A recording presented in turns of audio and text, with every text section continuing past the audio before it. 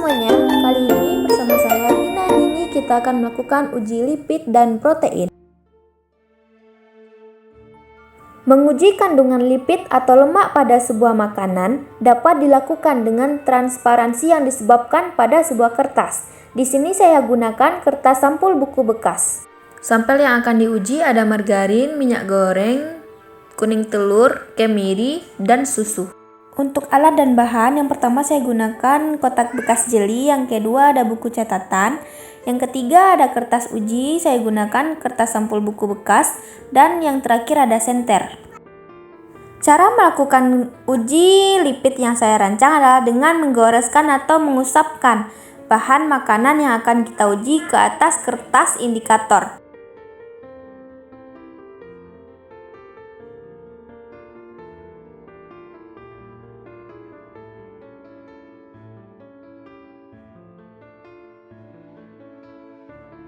Setelah semua sampel dioleskan pada kertas uji, kemudian didiamkan selama 2 menit. Dan setelah didiamkan, amatilah perubahan yang terjadi pada kertas. Dan untuk memperjelas penglihatan pada perubahan yang terjadi, saya gunakan senter dari flash handphone. Pertama saya lihat perubahan kertas pada susu. Kertas yang diolesi susu itu hanya basah dan tidak transparan, berarti susu tidak mengandung lemak. Yang kedua ada kemiri. Kertas yang diolesi kemiri itu transparan, berarti kemiri mengandung lemak. Yang ketiga kuning telur. Kuning telur kertasnya tidak transparan melainkan hanya basah. Dan yang keempat ada minyak goreng. Kertas minyak goreng begitu transparan, berarti kadar lemaknya itu tinggi. Dan yang terakhir ada margarin. Kertas yang diolesi margarin itu transparan.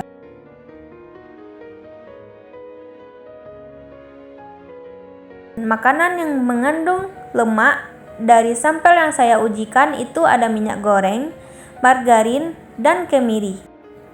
Dari uji lipid sederhana ini dapat disimpulkan bahwa bahan makanan yang mengandung lipid atau lemak itu menimbulkan efek transparan pada kertas uji dan menimbulkan bekas. Sedangkan pada bahan makanan tidak mengandung lemak itu tidak memberikan efek apa-apa, melainkan hanya basah saja. Yang kedua, kita akan lakukan uji protein menggunakan biokatalisator CH3COOH atau asam asetat dengan air panas. Untuk sampel bahan yang saya gunakan ini ada telur, minyak, margarin, susu. Untuk alatnya saya gunakan wadah bekas jeli dan buku catatan untuk mencatat setiap perubahan.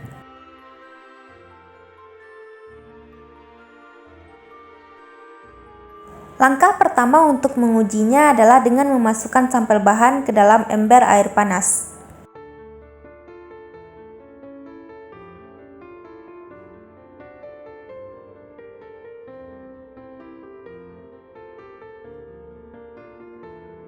Kemudian teteskan cuka atau asam asetat ke dalam sampel bahan.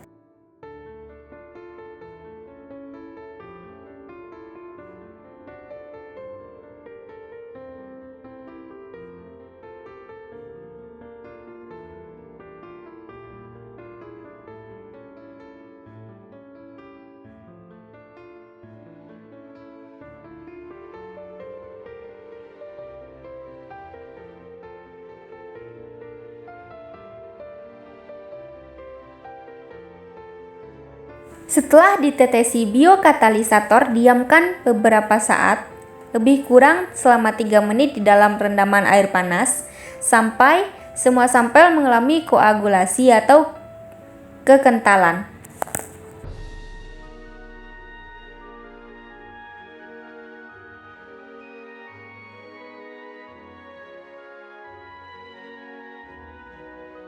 Setelah lebih kurang 3 menit, maka lihat gelembung-gelembung koagulasi atau kekentalan yang tercipta di dalam sampel. Setelah dirasa ada perubahan, maka sampel bisa diangkat.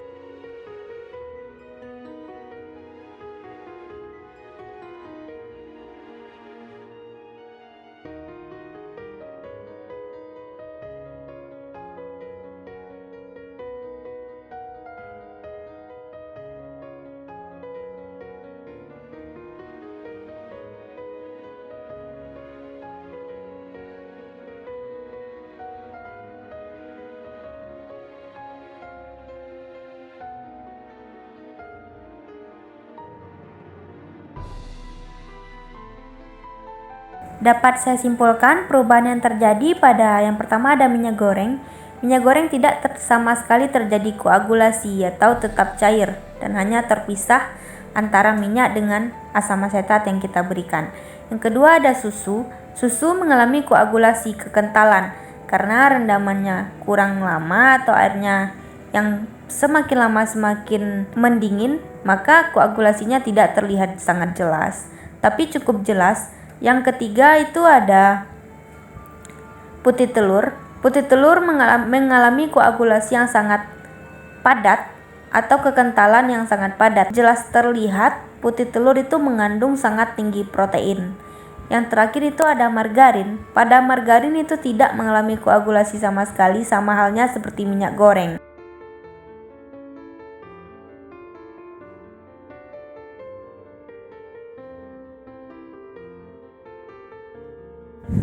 Dan sebagai kesimpulan, bahan makanan tinggi protein atau yang mengandung protein akan mengalami kekentalan ketika diteteskan asam asetat atau asam cuka.